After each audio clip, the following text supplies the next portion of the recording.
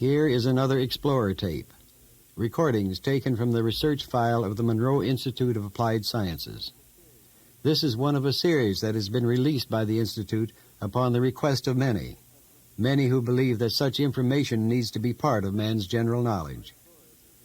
Our explorers, as we call them, are individuals who have learned to move into other states of consciousness, utilizing special Institute methods to do so, and without the use of drugs or electrical stimulation.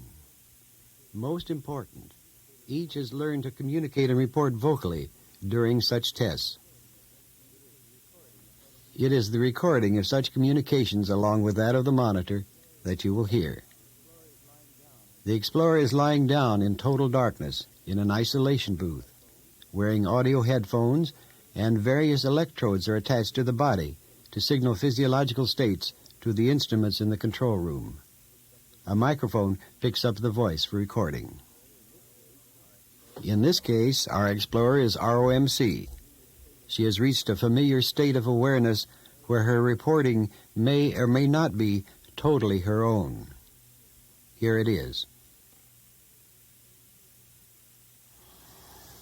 The creation story.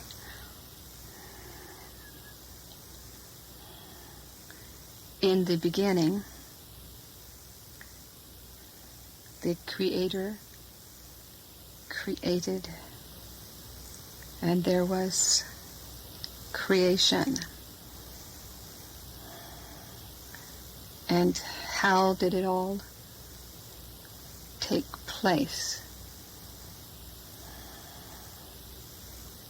In the beginning,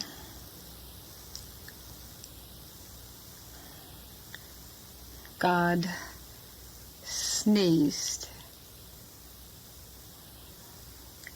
and the molecules of the breath of God became material universes. And God breathed a deep sigh, and when God breathed in,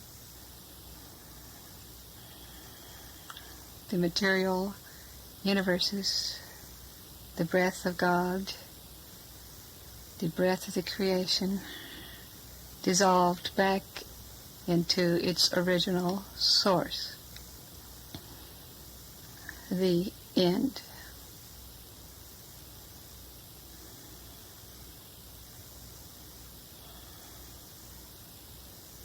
What does this mean? This means that there is the Creator, there is the created, there is the creation.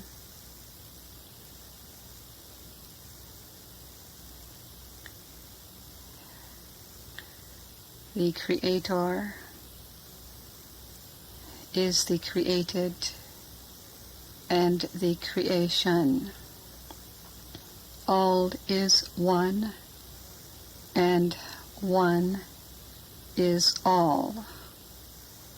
There is no beginning, and there is no end. The created can only perceive the beginning and the end until the created becomes the creator and realizes the nature of its very essence, and the created, knowing that it is the creator, and the created knows that there is no beginning and is no end. There is only is. The very breath of God, the original energy, is and always will be.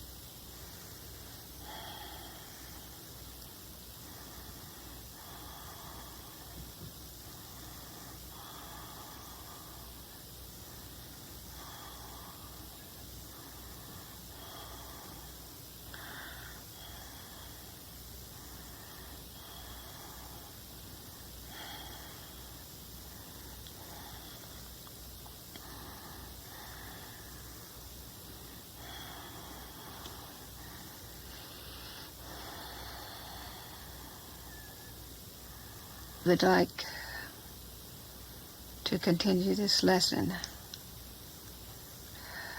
We would like for you to take in your hand a piece of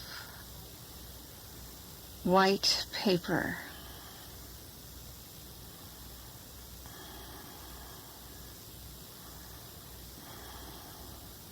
We will wait until you have this in your hand.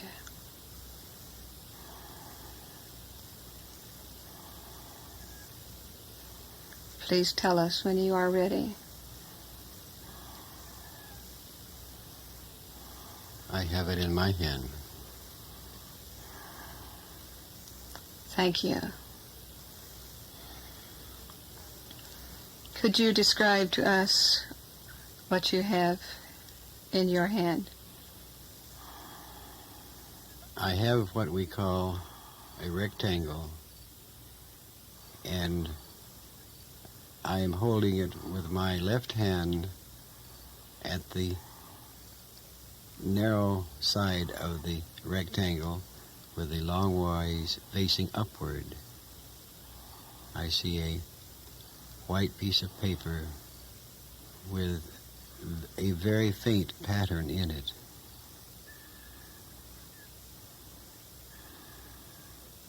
And now turn the paper over and describe the other side.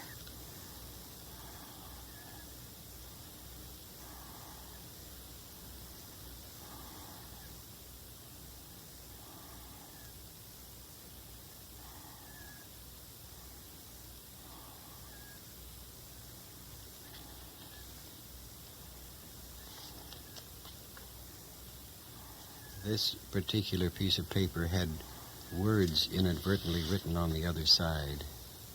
So I will change to another piece of paper that has simple rules on each side. And as I turn that piece of paper... That is fine to keep the piece of paper that you have. With the words, yes, all right. That is fine. You have described the paper. Yes. Now, we ask, from whence did the paper come? The paper is a piece of our material technology that originally came from a type of tree. And the wood from the tree was ground up and compressed and rolled and formed this piece of paper, this thin piece of paper. Chemicals made it white.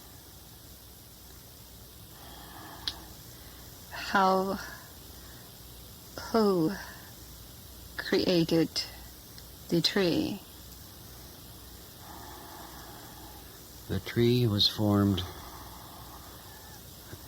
by growing from a seedling in a nutritious environment of earth, soil, earth, air, and atmosphere, from which it drew nutrients, from which it was able to grow into a tree. And it came and it began with a tiny seedling. And what created the seedling? The seedling came and fell from another tree like the tree that created this. and so on in sequence, backwards in what we call time, each one dropping a seedling, which in turn grew to a tree, and dropped another seedling, which in turn grew to a tree, back through possibly many thousands of what we call years.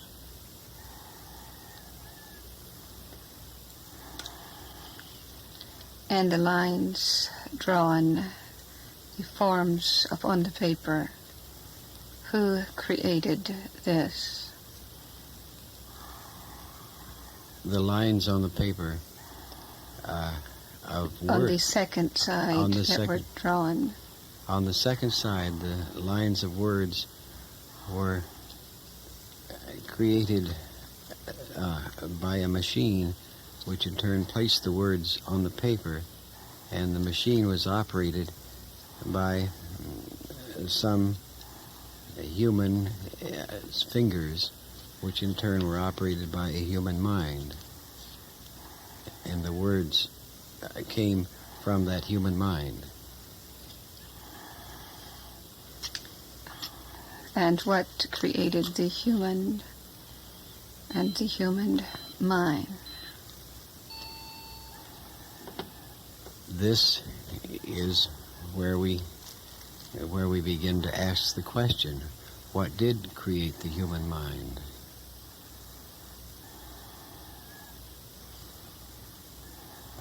Who operates the human mind? What is beyond the human mind that operates the human mind?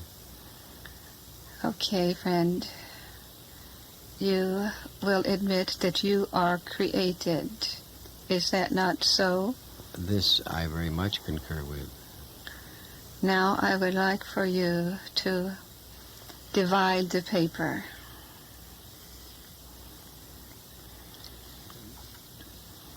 However I so desire to divide it, is that it? Divide it into... By cutting it. However you decide to divide it, but divide it into two forms. Two forms, all right.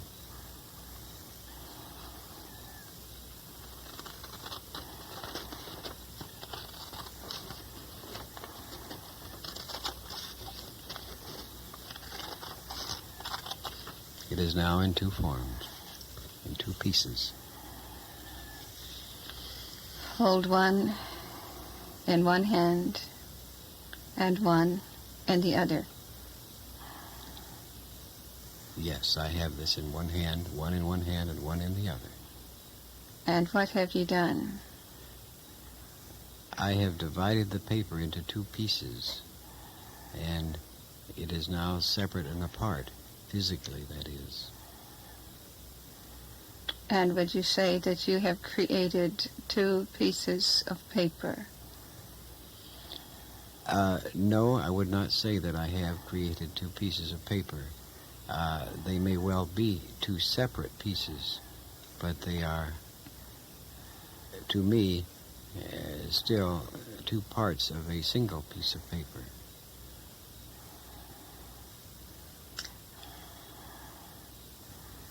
Yes, dear friend. It is one and the same. All is one, and one is all. The original is the Creator. The creation is the original, which comes from the Creator. Therefore, you are created. But at the same time, you are the Creator. It is one and the same. All is one, and one is all in the universe. Do you understand, in essence, this concept? Philosophically, yes, I can perceive the cyclic or wave form of it.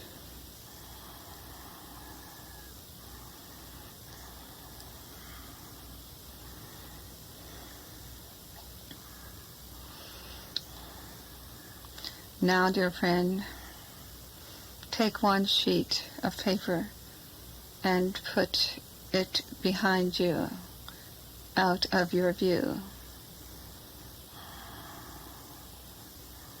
Yes, I have done so.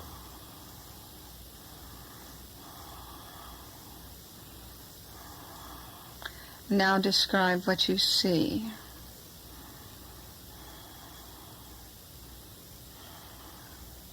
In relation to the paper. I see, or perceive the paper is behind me, where I have put it behind me. You have one that you can see.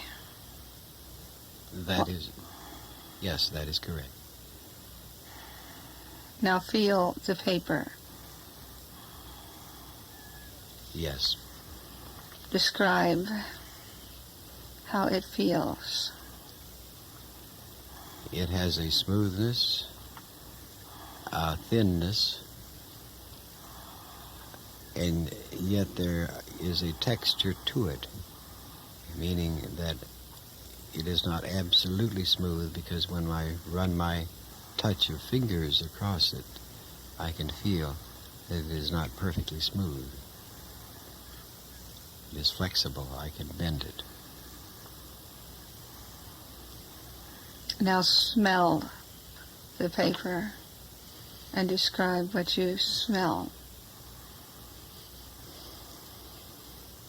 I have done so, and it has a smell that we associate with paper. A slightly chemical smell, a slightly wood smell.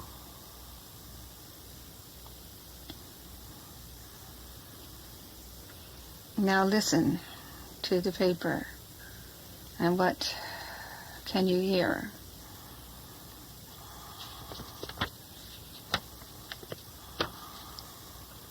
I hear what we call as I bend it, I hear what we call a crackling, which is a change of stresses within the paper as it is bent.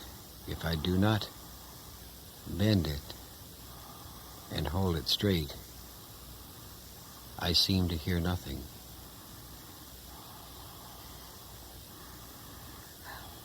Make it so that you can hear.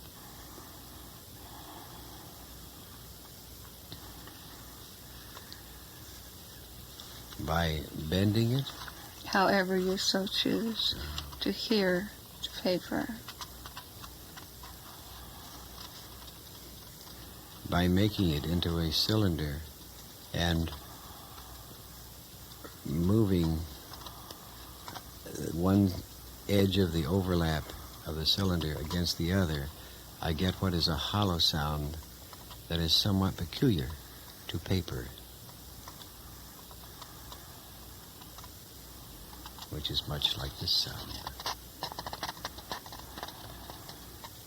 And so, friend, with your five senses, you experience this creation.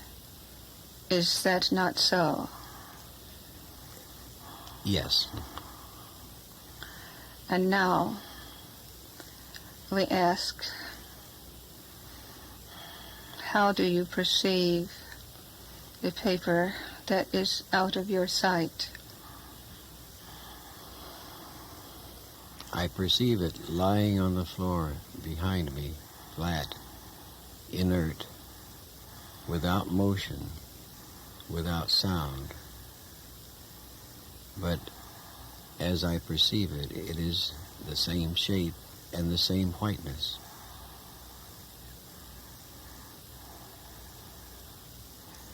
You perceive this with the five senses? I perceive this within my mind as I direct my mind to perceive it. It creates the picture of this paper lying on the floor behind me, out of my physical vision. And you know that the paper is there. That is correct. You know, but you cannot perceive with the five senses. Yes. Therefore, through the mind, there is that knowing level. Is that not so? Yes, that is true.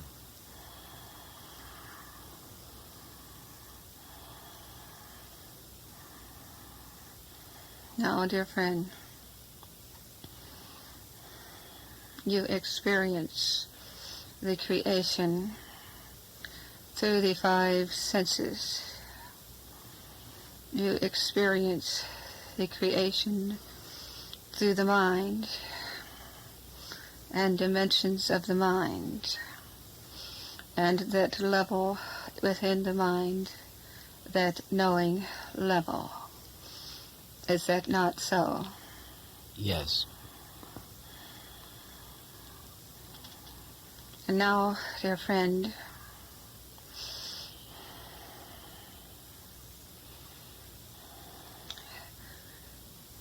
from whence was the Monroe Institute created?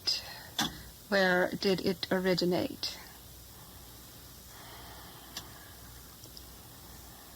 This is the only place that I know of that it originated is from the same source of my own mind. Yes, then you are the creator. Is that not so? I am not sure that I am the total creator in this respect. Of the original concept. Even the original concept, I do not feel positive or know that such creation was my own entire concept, that it did not originate beyond me. It was perceived in the mind. Is that not so? That is true. And therefore, that was stage one of the creation. Even though, as you say, there are many dimensions in the process of the creation.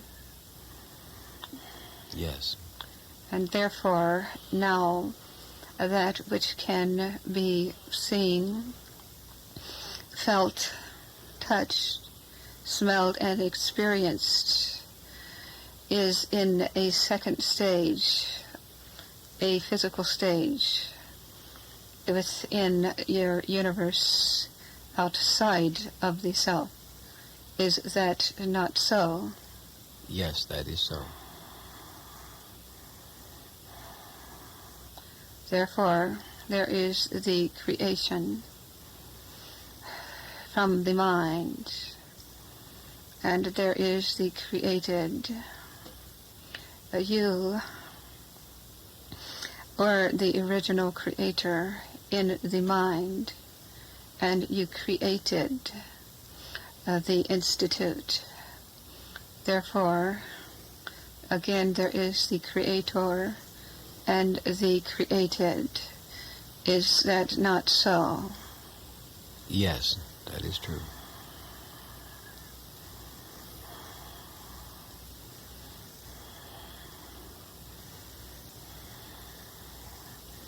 Now let's take it a step further.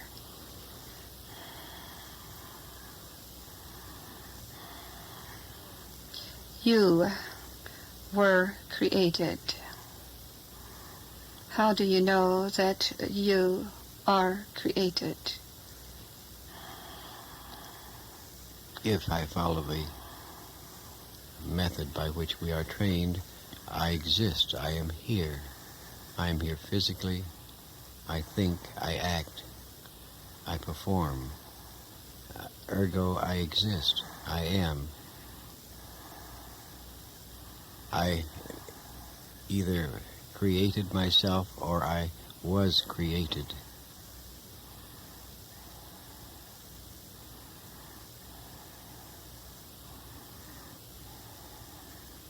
You know that you are. That is correct. I am.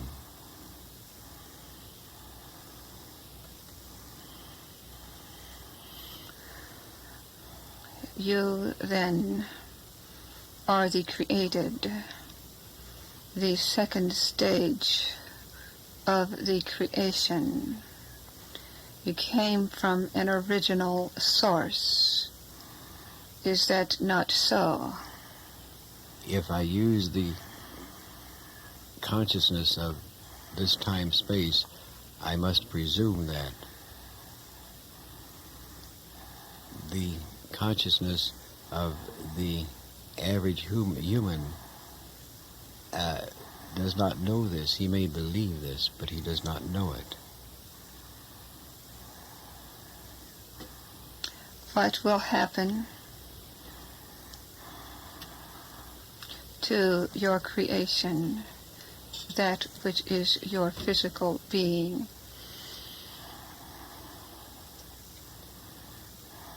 It will eventually have served a period of activity and eventually will decay and return to its original elements. Do all beings know this? I presume that all totally or conscious beings know that this does take place. Whether an animal or a plant knows this, I do not know for sure. What happens to everything in the physical dimension? Everything in the physical dimension, again, by the standards of our culture, resumes and goes back to its origin. It eventually returns to the chemicals, to the minerals from which it originated. Therefore, all is one, and one is all. Is that not so? In that respect, it is indeed so. All is the creation. All is the creator. All is the created. Is that not so? In terms of physical matter, the cycle has been well observed, that which is created eventually returns to the source or state from which it was created. And what is the beginning and what is the end? The beginning is where some pattern is set, and that pattern assembles various minerals, elements, and organizes them into some form or structure. That structure grows, expands, and in physical life, animisms reproduces and then of itself returns to its source. And that is the end? That is the end of that particular mechanism in terms of a structure. Sorry to interrupt, but we are near the end of this side of the cassette. So turn it over and we will continue on the other side.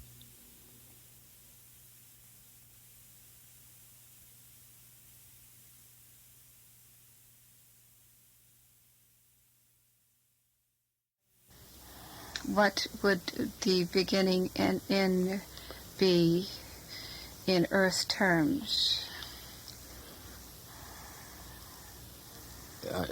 Germination, gestation,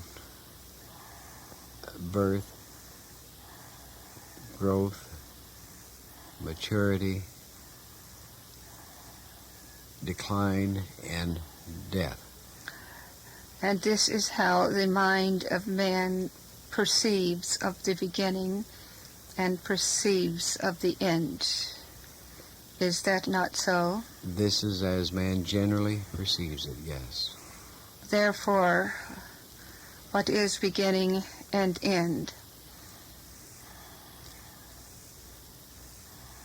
conception and death in his terms.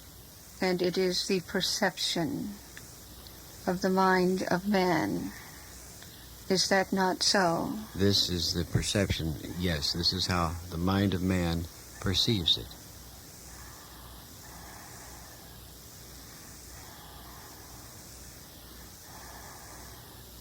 Therefore, beginning and end is in the second dimension, not of the original form. It is a perception by man, and therefore a creation. The beginning and the end is a creation of the mind of man. Is that not so? This, yes, is true based upon his observation of the natural events that take place in time-space in the earth plane as he sees them and perceives them with his five senses. Therefore, there is a beginning and end in the perception in man's mind. Is that not so? That is so, yes. Therefore, there is no beginning and no end. Is that not so? In terms of man's perception, he sees a beginning and end, but in the mind itself, we have another question.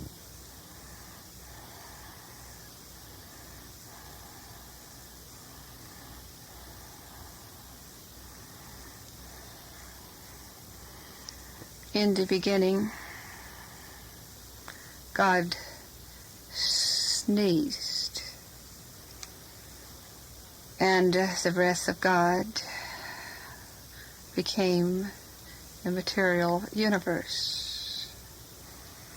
In the end, God breathed a sigh, and when God breathed in, that which was returned to its source, and that which was is, and that which was is one and all in the same.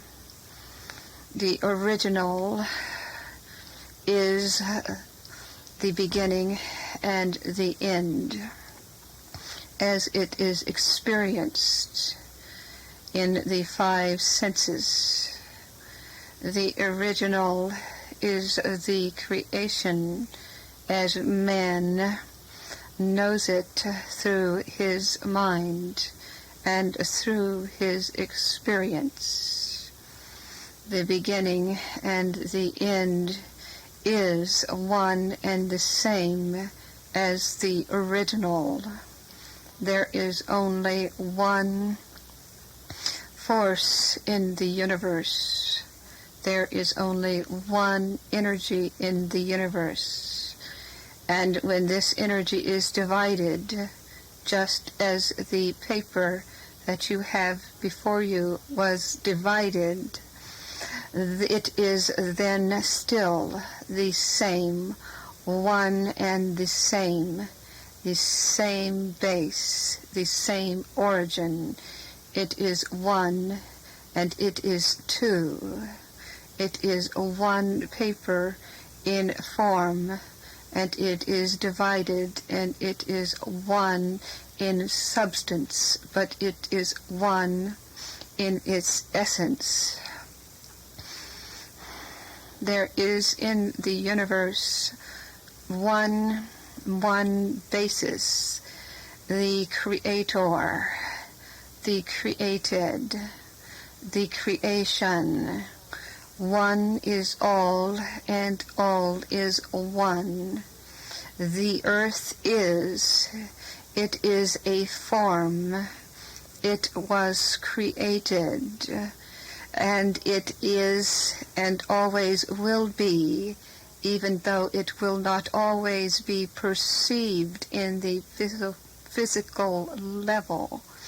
The physical level of the earth is perceived by the human senses, by the human mind.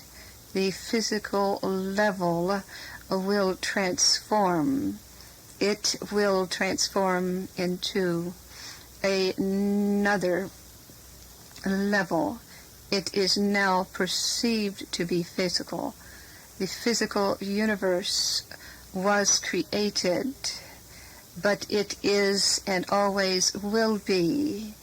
It will change its form from the physical and go into another dimension, but it is and always will be one and the same in its very essence. This is the basis of creation. One is all and all is one. Is this understandable to the human mind? By inference, then, if all is one and one is all, then I therefore am both creator and created. That is so. If this is so, then I therefore am a part of the creator of all there is, if all is one and one is all. That is so. And if this be so, therefore I as a creator may, upon my own discretion or desire, create however I so desire. Is this true? You have the abilities to create as you are the creator. The choice is there. Then, if I am the creator, how then, if I am such, how did I create myself originally? That is the very essence of this lesson. One is all and all is one. You were created and you became a creator, and you in turn create, and then in turn there is another creation. There are many levels of creation. You did not create yourself. You were created to become a creator. One is all and all is one in the universe, and the energies are one and the same. You did not have to create yourself. You were created in the image of the original creator, and you become a creator. You become created. You become the creation, and you go back into the original creator. There is an unbroken circle. One is all and all is one. It is not a process whereby you create yourself. You become created, but with the same creative processes that are in the very essence of the creation and the created, you become the creator. Is this then understood? I follow it with one form of my consciousness and say, therefore, that if I am and was created by the original creator, then who was the original creator? There is only one energy in the universe. One is all and all is one. It is an energy not understandable to the mind of man. Man creates a creator in human form. Man creates his creator in his image. We create our creator, but we are created by a creator. Therefore, the creator is not the creation of our image, because our image of the creator limits the creator. We limit ourselves, and therefore we also limit our concepts of the creator. There are no limitations on the Creator. The limitations of the universe are only those that we put up on it. We create the Creator in our mind, and it is not possible to create the Creator. We limit the Creator, and there are no limitations on the original source. Do you understand this concept? Yes, I can perceive this. Yes, I can perceive that there cannot be such limitations that a created can place upon any creator, and the impossibility of the created to properly conceptualize his creator. Is there any way that he can increase his ability to perceive the creator, the created? Can he any way increase his perception of that creator? When the Creator, you, the Creator, understand the limitlessness of your nature, you understand the limitlessness of creation.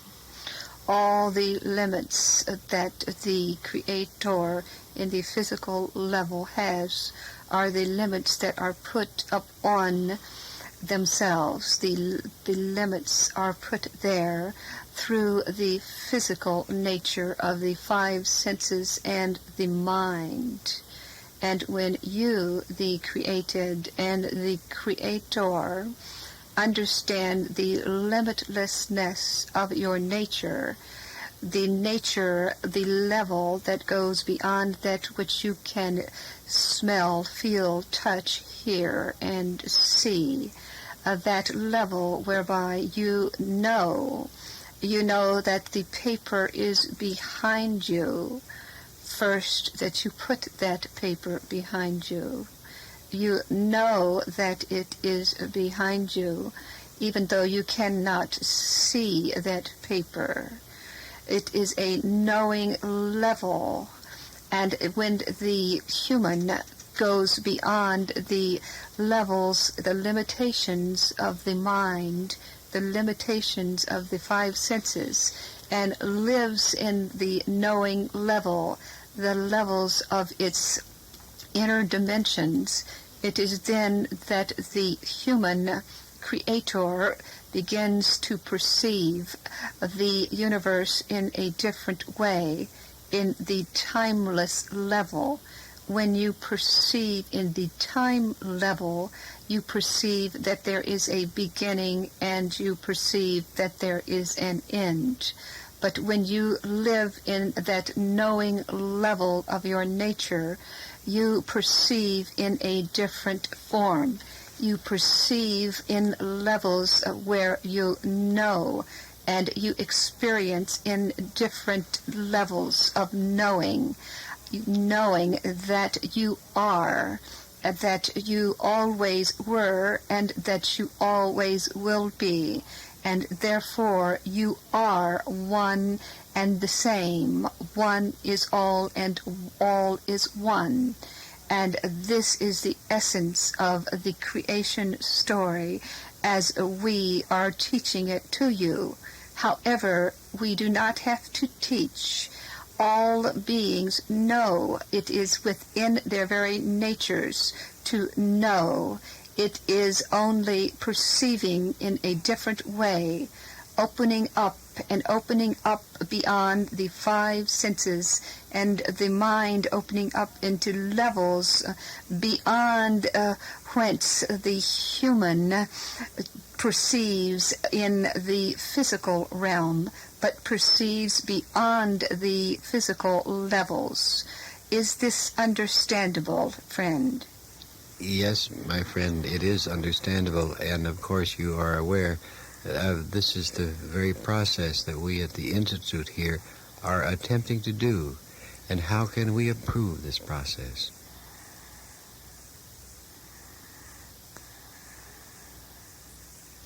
You, dear friend, are the Creator. And as your creative processes continue to function in their fullest, there is continual movement in the processes of your own creative universe. There is a movement in energies. When energies are blocked in your creative universe, then the flow is not as it should be. And of course you are aware when that happens. When your own creative universe is creating at its highest level, you perceive and you receive continual inspiration as to what and how and where the creative process will go in your institute. And as you open up into your higher knowing level, you will listen not only to your own attunement, but to that of the knowing levels of others. You are doing as you should be doing, following your own creative process, and you must continue to follow this creative process. As you ask for improvement, how can we improve?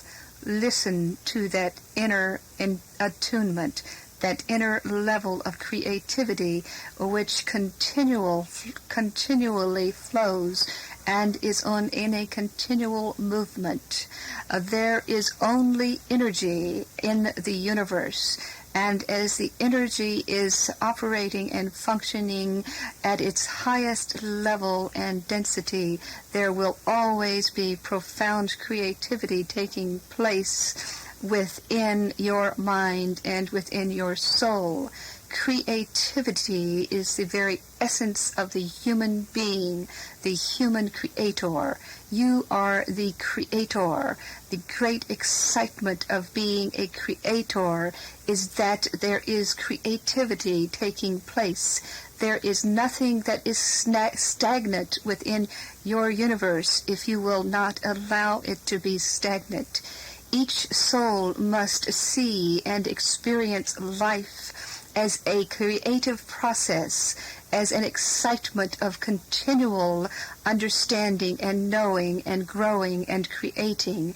And it is important that each individual, each universe, each creator, each who is the creator and the creative goes with their own flow. Each being is a universe in itself, a creator, a created and a creative being, and it is very important for each individual universe to follow the very essence of its own flow. This is very important in the whole creative process within the universe, that each soul gets in touch with the very base of its own creativity. You do not follow the creative level of another being. Your creativity comes from the very essence of your own being. You can receive inspiration. You can receive knowledge from others, from creativity that you see taking place around you. But you must experience your own nature, your own creative nature of being and growing and becoming. Being and becoming is the very essence of the nature of man, to be that which you really are. You are the created and you are the creator, one and the same in the timeless universe. Yes. Our question, our problem is how to convey this to others so that they can understand it. And this is our greatest problem. It is not a problem because you are working on the solution. As you bring others into the inner depth of their being, which is very important in the process which you have helped to create, you help others to go within their inner universe to get in touch with their own creative levels. Therefore, it is not a problem in that you are bringing a solution to many and helping others to open up into their own level. Therefore, know that your creativity is helping the creativity of others just by helping others to go within in different forms to get in touch with levels of their own being. We will keep trying, then, is the best statement I can make at this moment. And I thank you for reinforcing the base from which we try to be.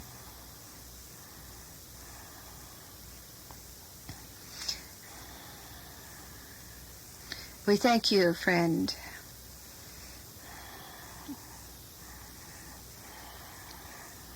The one final question is how far we can take this creativity.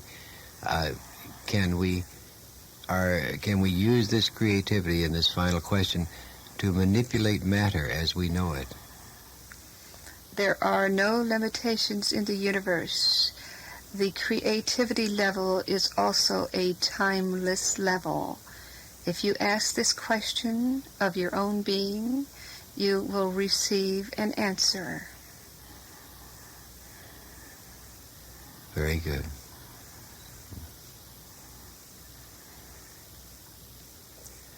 So we then have the answer to how creation began. It began with a sneeze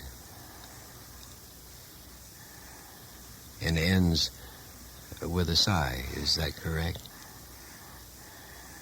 This is a concept in human terms, an illustration that the human mind can perceive. And we can put it in a humorous concept because the humor of the human nature is also very important. Yes, I appreciate that very much and very deeply. And humor has its own value. We could also say that God laughed and the universe was created, and he breathed in, and all that was created came back to its original source. It is one and the same. Yes. The end. Thank you, friend. Thank you, my friend. It's very, very warm. And human, as we put it. And we shall step aside and appreciate the chance to speak with you. We are all teachers and we are all learners. We are one and the same. We teach and we learn. You teach and you learn. We teach and we learn. One is all and all is one in the universe. Thank you, friend. Thank you. And I will certainly share this with many people, many humans.